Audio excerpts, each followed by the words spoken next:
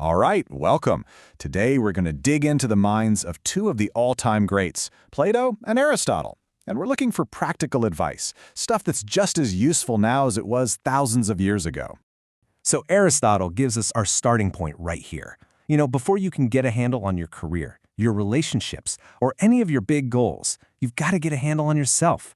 And that whole journey, it all starts with one simple but really powerful step, actually knowing who you are.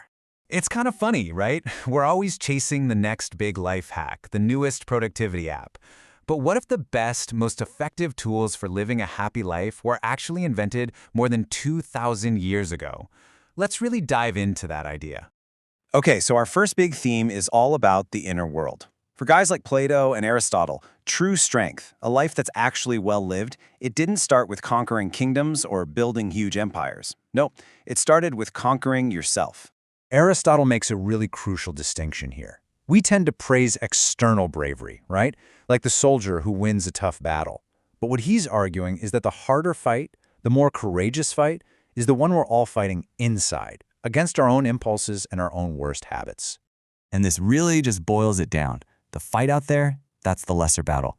The hardest victory, the one that really shows what you're made of, is that internal struggle to just master your own desires. It's all about choosing what's right over what feels easy in the moment.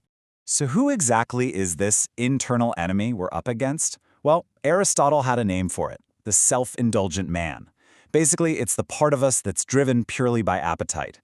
Think of it as that little voice in your head that tells you, hey, just watch one more episode instead of hitting the gym. Or just scroll for a few more minutes instead of getting to work. It's that chase for instant pleasure that ends up costing us in the long run.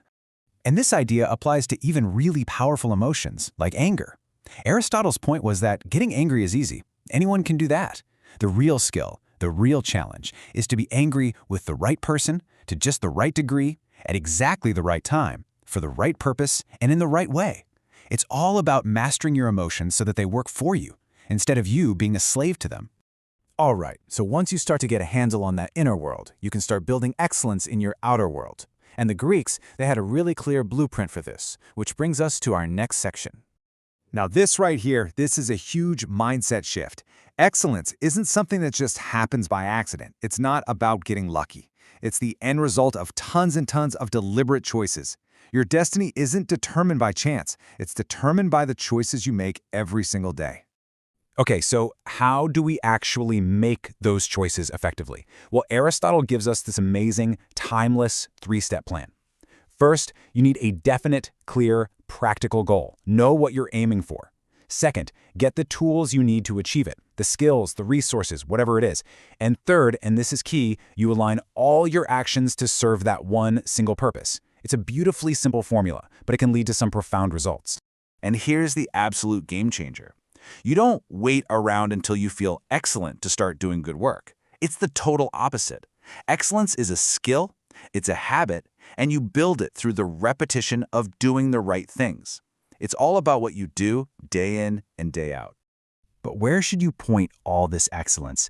What should you work on? Aristotle gives us this really beautiful definition of purpose or vocation. He says it's found right at the intersection of your unique talents and what the world actually needs. That sweet spot, that's your vocation. So, mastering yourself and striving for excellence are huge. But the Greeks knew we don't do any of this in a vacuum. And that brings us to our role within society. This simple question really gets to the core of Greek philosophy. And their answer? A loud, resounding no. We are absolutely not meant to be alone.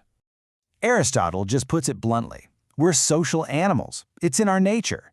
To live completely outside of society, he says you'd have to be either a beast or a god. But for the rest of us, for all of us humans, connection is a fundamental need. So, if we're all in this together, how do we build a good society? Plato's insight here is that it's not about writing more and more laws.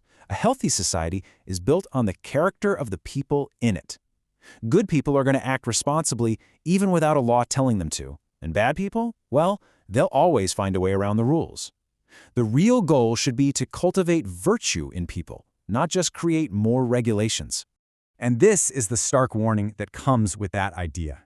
What happens when good people just check out, when they say, oh, politics isn't for me? Plato's answer is kind of chilling, and it's absolutely timeless. You end up handing over control to people with much worse intentions. Being indifferent has a very, very high price. Okay, our final theme, and honestly, this one feels like it could have been written this morning. In our age of total information overload, what is the actual difference between just knowing a lot of stuff and actually being wise? This is just incredible. I mean, think about it. Over 2,000 years ago, Plato was already critiquing the hot new technology of his day, which was writing. He was worried it would make people lazy thinkers, that it would create the semblance or the appearance of wisdom, but not the real thing. I mean, just swap out the word writing for the internet, and it sounds like an article from last week. And Plato's distinction here is so important for us today. The semblance of wisdom, the fake kind, comes from just being told a bunch of things. It relies on external sources, and it's all about appearing to know a lot. True wisdom, on the other hand, comes from being taught how to think. It's knowledge that comes from within, and it starts with understanding how much you don't know. So how do we get there? How do we cultivate that true wisdom? Aristotle gives us the key. He says the mark of a truly educated mind is being able to entertain a thought without having to accept it. It's about having the mental flexibility to look at ideas from all sides, which, when you think about it, is the very foundation of critical thinking. And where does this whole journey to wisdom even begin? For Plato, it all starts with a feeling of wonder, that sense of awe, of curiosity. That's the engine that drives all philosophy. Real learning doesn't start with having all the answers. It starts with a question, wow, how does that work? So let's wrap this all up with this really profound thought from Plato. He's basically saying we spend so much of our energy trying to avoid the one thing that's inevitable, death. But the real race we're in, the one we can actually win, is the race against our own worst impulses, against unrighteousness. And that, he says, is the thing that runs faster than death, the thing we should really be trying to outrun. So we've talked about mastering the self, chasing excellence, being part of a society, and what true wisdom looks like. The question I want to leave you with is, which one of these ancient, powerful ideas are you going to use to run your own race? Because as Aristotle told us at the very beginning, the choice is yours. Thanks for tuning in.